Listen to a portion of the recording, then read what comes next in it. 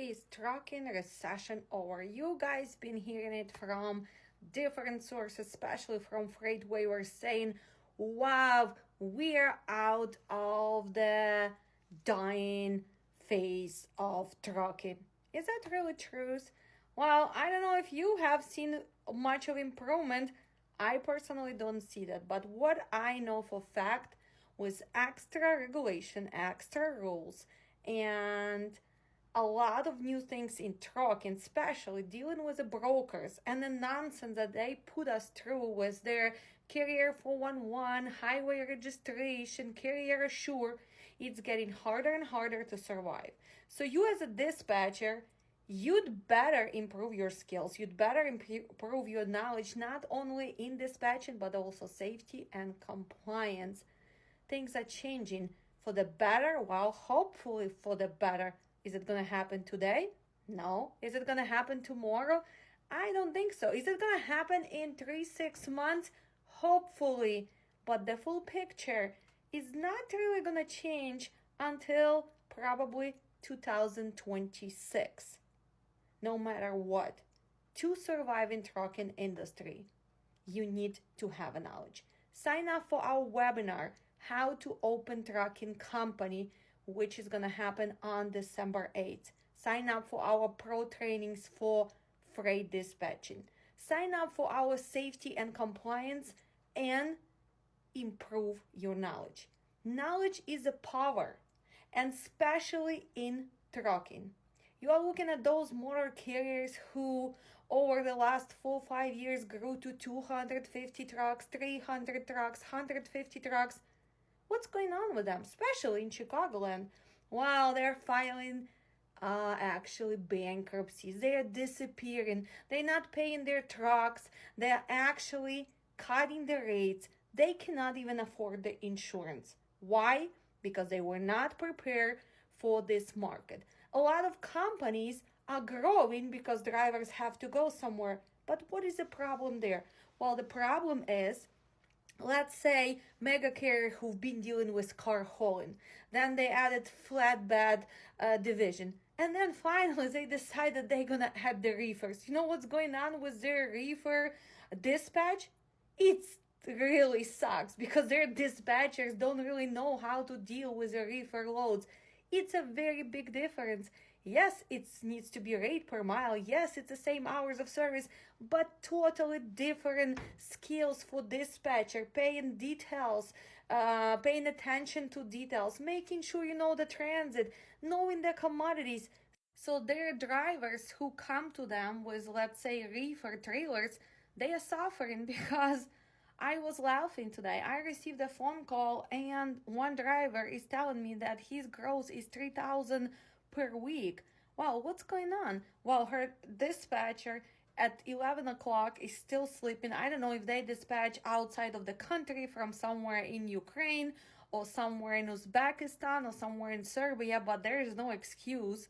Secondary, a lot of times he gets loads with multi-pick, multi-drop, and usually transit is not calculated correct by broker, but dispatcher has no clue because she had experience working with the flatbeds where it is most of the time first come, first serve, or with the car haulers where you arrange your drop and then suddenly they make them to be a reefer dispatchers. Well, I'm not going to be telling the names of the companies, but believe it or not, I receive probably 10-15 calls from drivers who are owner-operators, who are company drivers, people who've been in this industry not for 6 months, people who've been in this industry for 10, 15 years, 5 years. Another phone calls I'm receiving is like, Alex, help me out. I've been scammed. By whom? By mega carrier who leased me the truck. I've been paying my payments. I've been taking care of maintenance.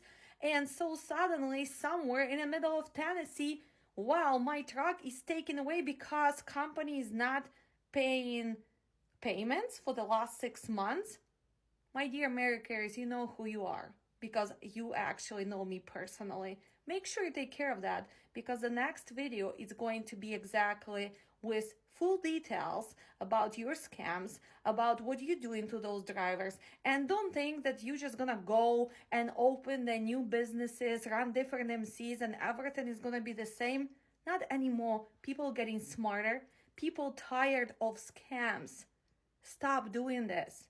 Stop. If you don't know how to run the business, if you were not prepared for this market, just go and file bankruptcy, but be honest. Do not take money from people when you already know that you're going out of the business.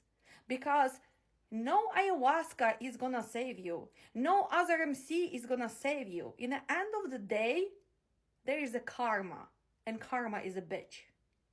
Also, everybody complains about the scams and the brokers, why they don't give you access to certain loads, why they're questioning you. Why? How many companies do run under different MCs? 3, 4, 5 different MCs. And then you are questioning why factoring is checking on you, why insurance company denies your coverage and calling you chameleon carrier. Why? Simply because you're already running this illegally, right? You booking the loads on one MC, your trucks is putting the sticker on the truck from different MC, and then you are wondering why you're not getting the loads or why you are not getting quotes for insurance. I mean, when you guys go and some of you have YouTube channels and you pretend to be trucking gurus, why don't you tell honestly how many MCs your company has? It's not one, it's never one, it's at least 4, 5 MCs. How many times you cut those rate confirmations even in this market? If you don't want to be honest, well, take more money. If owner operator comes, instead of charging him 10, 12%, take 15, 16, by stop cutting those rates. One day, you were the same driver who was scammed over and over and over. And I'm talking about actually big bosses in Chicagoland, because all of you are pretending that you are running such a successful companies. But in reality, it's a lot of scamming going on. And you know that. And you've been doing it and you're still doing it. So maybe it's time to kind of start building a newer companies with integrity, with honesty, with actually appreciating drivers and doing your job. Spend money on educating your dispatchers. Hire better safety professionals. Instead of maybe buying another Mercedes, another Bentley, another fancy vacation, actually spend money on educating your staff. Please, it's enough.